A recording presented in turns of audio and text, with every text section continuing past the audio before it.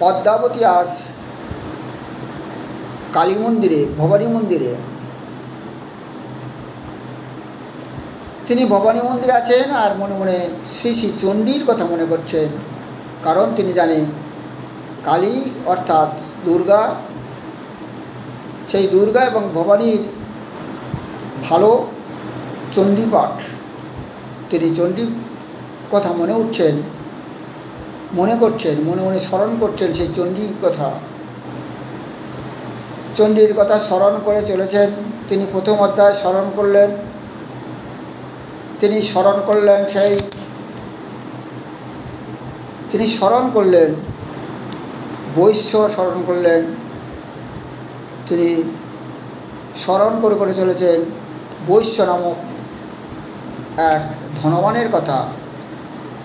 একদিন তিনি যিনি ধনবান, আজ সে গরিব, পুত্র সন্তান এবং স্ত্রী সব কিছু হরণ করেছে। দুঃখে সে চলে এসেছে জঙ্গলে, বনে, মেধামুনির আশ্রমে। তাই যখন তিনি বললেন সেই বৈশ্য,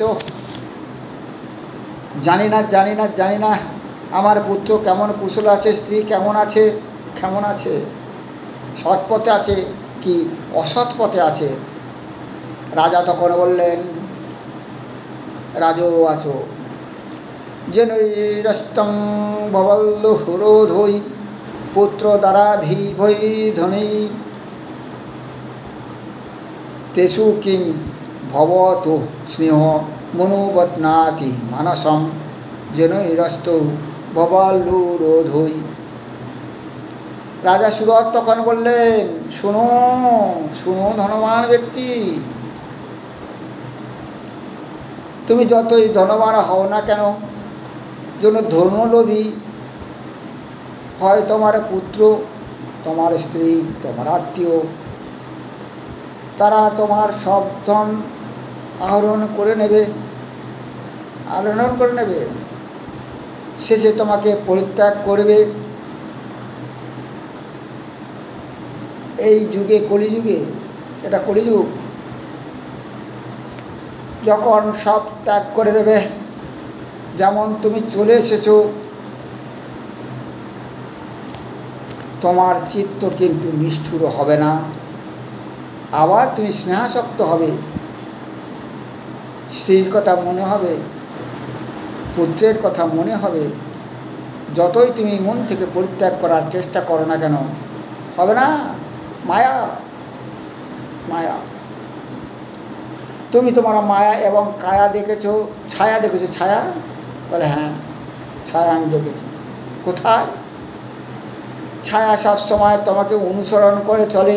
যখন তুমি হাঁটছো, তোমার ছায়া তোমার পেছনে পেছনে হাঁটছে, তুমি ছুটছো, তোমার ছায়া পেছনে পেছনে ছুটছে, তুমি বসে আছো, তোমার ছায়া তোমার পেছনে বসে আছে। ছায়া সবসময় তোমার অনুসরণ করে চলেছে। তুমি স্নান করছো, তোমার ছায়া সঙ্গে সঙ্গে স্নান করা আরম্ভ করে দিয়েছে। খাচ্ছ, তোমার ছায়া খাওয়া আরম্ভ করে দিয়েছে। সবসময় তোমার ছায়া অনুসরণ করে। আর তুমি ছায়ার মতো অনুসরণ করো তোমার মায়া তোমার অনুসরণ করো। ছায়া যেমন তোমার অনুসরণ করে, আর তুমিও অনুসরণ করো সেই মায়ার।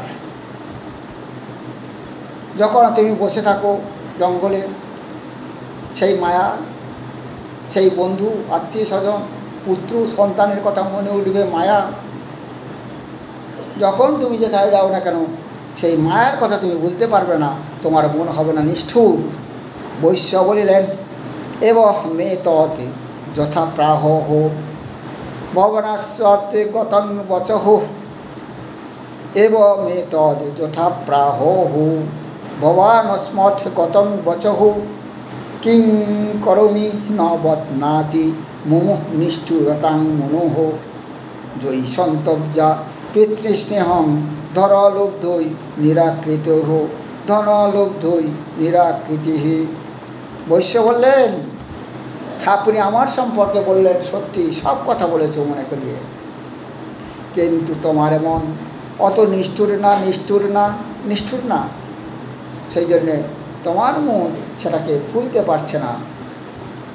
ছায়া যেমন তোমাকে অনুসরণ করে চলেছে, আর তুমি তেমন অনুসরণ করে চলেছ তোমার মায়া মায়া মায়া। ধনলোভীগণ পিতৃস্নেহ পতিস্নেহ এবং স্বজনপ্রীতি পরিত্যাগ করে, কারণ তারা ধনলোভী, ধনের লোভে পড়ে, ধনের মায়ায় পড়ে। ধনলোভীগণ পিতৃস্নেহ তারা পছন্দ করে না, পতিপ্রেম পছন্দ করে না, স্বজনপ্রীতি পরিত্যাগ করে, তারা স্বজনপ্রীতিও মনে করে না। সেজন্যে তারা পিতৃস্নেহ পতিস্নেহ স্বজনপ্রীতি পরিত্যাগ করে বহিষ্কৃত করেছে। তোমার চিত্ত অনুরক্ত হচ্ছে, কিন্তু তোমার চিত্ত নিষ্ঠুর না, নিষ্ঠুর না। তুমি পারবে না, তুমি পারবে না। ছায়া যেমন তোমাকে ছাড়তে পারবে না, ছায়া যেমন তোমাকে পরিত্যাগ করতে পারে না, সেই রকম তোমার পুত্রের মায়া, তোমার স্ত্রীর মায়া তুমি পরিত্যাগ করতে পারবে না। পাখির মতো, পাখি যেমন পাখির মতো। কাকের বাসায় কোকিল থাকে যতদিন না উঠতে শেখে। কাকের বাসায় কোকিল থাকবে? কাকের বাসায় কোকিল থাকে যতদিন না উঠতে শেখে, উঠলে আউট। ঠিক সেই রকম স্নেহহীন স্ত্রী পুত্রাদি হতে পারে, মমতাহীন হতে পারে, প্রেমপূর্ণ হতে পারে, কিন্তু তুমি পারবে না।